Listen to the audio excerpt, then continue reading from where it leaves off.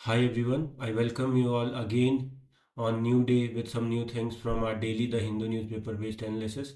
So let's just start. First question today is under the Surrogacy Regulation Act of 2021 which of the following statements is correct? So surrogacy आपको पता ही है, देखिए जहाँ पे कोई couple किसी थर्ड वुमेन को क्या करते हैं लाइक प्रेगनेंसी के लिए अपना बच्चा जो है उसको डिलीवर करने के लिए like they have that arrangement है ना। तो यहाँ पे क्या आपको ये पता होना चाहिए कि इस रेगुलेशन एक्ट में सबसे पहली बात, पहले क्या होता था सरोगेसी किसके लिए होती थी कि आप किसी वुमेन को बोलेंगे और बदले में उसको कोई मॉनेटरी बेनिफिट या पैसा या ये सब चीज़ें देते थे ना। तो अब ये चीज़ बैन है कमर्शियल, अगर मैं प्रेगनेंसी की बात करूँ या आपका कमर्शियल सरोगेसी की बात करूँ तो सिर्फ वो सरोगेसी अलाउड है जिसको बोलते हैं अल्ट्रिस्टिक। इसमें क्या होता है कि आपका मेडिकल एक्सपेंस और जो भी मतलब ओरिजिनल ऑथेंटिक खर्चा है वो सारी चीज़ें तो फिर भी मतलब पे करी जा सकती हैं बाय द कपल। लेकिन हाँ, कोई एक्स्ट्रा मॉनेटरी बेनिफिट या ऐसे कोई स्कीम अलाउड नहीं है जहाँ पे कोई ऐसी अरेंजमेंट हो जहाँ पे आपको पैसे का लालच दिया जाए ना। So only altruistic surrogacy is allowed and commercial surrogacy is band, है ना, सिंपल सा क्वेश्चन। और यहाँ पे अगर इस चीज़ को आप वायलेट करते हैं तो आपको 10 साल तक की जेल और साथ में 10 लाख तक का फाइन हो सकता है। आगे चलते हैं। Next is the CDSCO, central drugs standard control organisation, है ना। अभी रिसेंटली कप सिरप वाला केस आया था, है ना, कप सिरप, जहाँ पे काफ़ी सारे बच्चों की जान गई because of high amount of diethylene glycol, जिसको यूज करते हैं हाई विस्कोसिटी के लिए और साथ ही साथ as the sweetening agent in cup syrup. Even paracetamol में भी यूज होता है। देखो, यूजेज दिक्कत नहीं है, दिक्कत है इसकी एक प्रिस्क्राइब लिमिट से ऊपर इसका मतलब उसमें बनाने में यूज होना है। तो यहाँ पर अगर मैं बात करूँ जो इन सब चीज़ों को रेगुलेट करता है, फार्मा सेक्टर हो गया, मेडिकल डिवाइसेस हो गई, है ना, ये सारा। तो ये आपका CDSCO ये किस मिनिस्ट्री के अंडर वर्क करता है? Obviously ministry of health and family welfare, है ना। और किसके अंडर आपका जो कंट्रोलर जनरल होते हैं इनके ड्रग्स के, DCGI, है ना। Next is under the WPA of 1972, wild life protection protection act of 1972। अब यहाँ पे वर्मिन एनिमल्स होते हैं कुछ, है ना।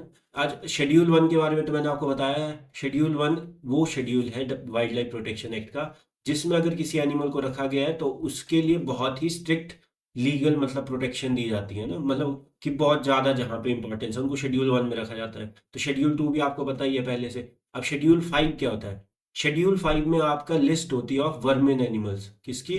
Vermin animals. वर्मिन एनिमल्स वो एनिमल्स होते हैं जिनको अलाउड होता है कि आप हंट कर सकते हैं, आप इवन किल भी कर सकते हैं, आप इनको ट्रांसलोकेट कर सकते हैं ना।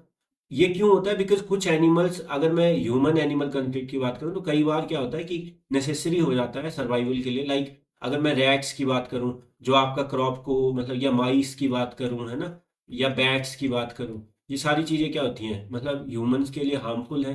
तो इसीलिए अलाउड होता है कुछ हद तक, है ना। तो यहाँ पे क्या है, शेड्यूल 5 में किसकी लिस्ट होती है? वर्मिन एनिमल्स की, एंड कैन बी हंटेड और किल्ड, है ना। ये आपको पता होना चाहिए।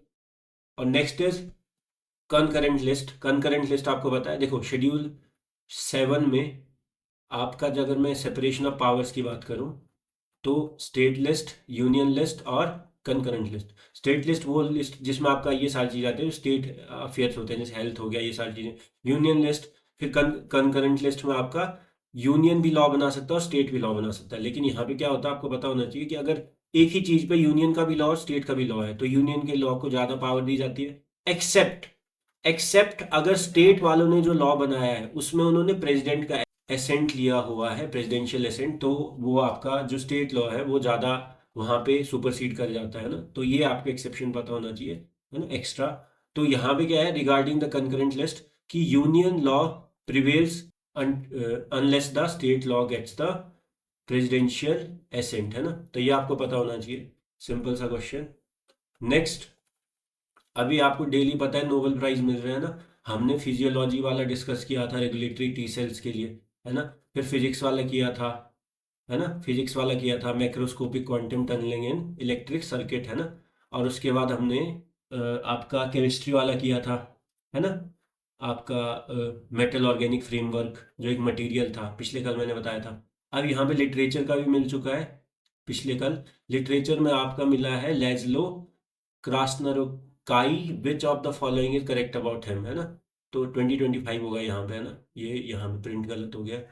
तो ही पहली बात तो ये हंगरी से हैं, ये आपको पता होना चाहिए, है ना, हंगेरियन।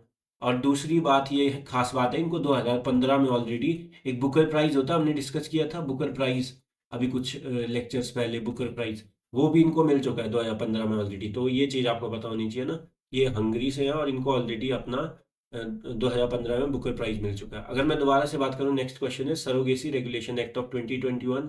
तो एज लिमिट्स की अगर मैं बात करूँ तो आपका देखो, लीगली मैरिड कपल जो होते हैं, जिनकी एज, जैसे मेल की एज जो है 26 से 55 ईयर्स और फीमेल की एज 23 से 50 ईयर्स, है ना, अगर इस एज में है कपल और प्रूवन है कि वो इनफर्टाइल है, मतलब कि वो अपना खुद का बच्चा पैदा नहीं कर सकते, तो हाँ वो सरोगेसी के लिए ऑप्ट कर सकते हैं, अलाउड है।